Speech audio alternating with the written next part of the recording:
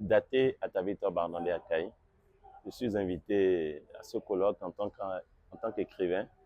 Il s'agit pour moi de parler de mes œuvres.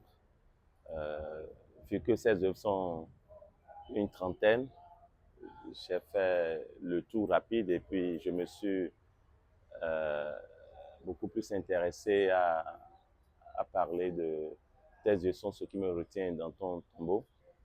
Et la séquence que j'ai choisie s'intéresse à mes canons esthétiques.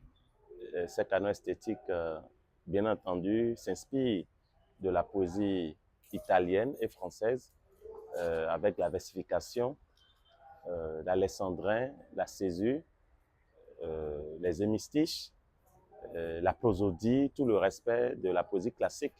Sauf que, à mon niveau, j'ai créé quelques entorses.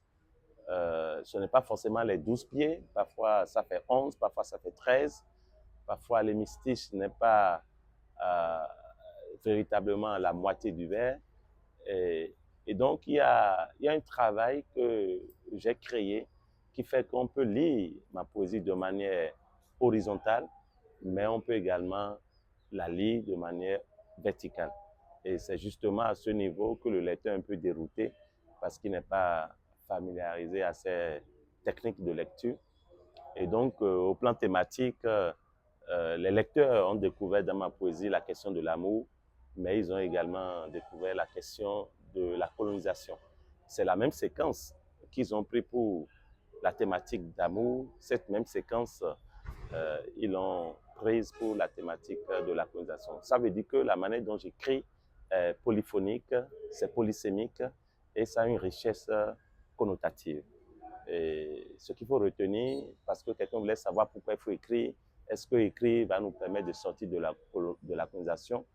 Je lui ai juste demandé si personne n'avait écrit depuis la colonisation, si aucun Béninois n'avait écrit de poèmes, de romans, de théâtre, est-ce qu'on aurait des écrivains béninois? On serait donc obligé de lire des textes importés. Elle a convenu qu'il faut donc qu'on écrive. Je lui ai donc montré que c'est avec l'écriture qu'on voit des journalistes emprisonnés. C'est avec l'écriture qu'on voit des pays sous une grande révolution. C'est avec l'écriture que la Bible s'est imposée. C'est donc avec l'écriture qu'on peut révolutionner simplement le monde.